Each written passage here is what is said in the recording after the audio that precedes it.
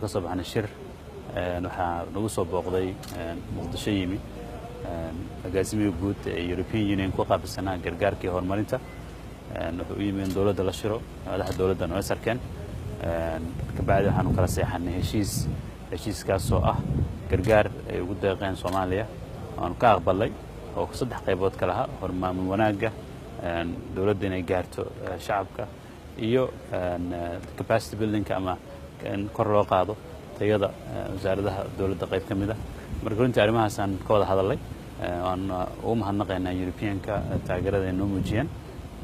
saad la socotaan mashaariicda Europe ay bixin jirtay ay siin jirtay Soomaaliya marka hore iyagu ay saxi jireen maamul jireen hadda Soomaaliya la soo wareegtay wasaaradda qorsheynta ayaa gacanta ku haynaysa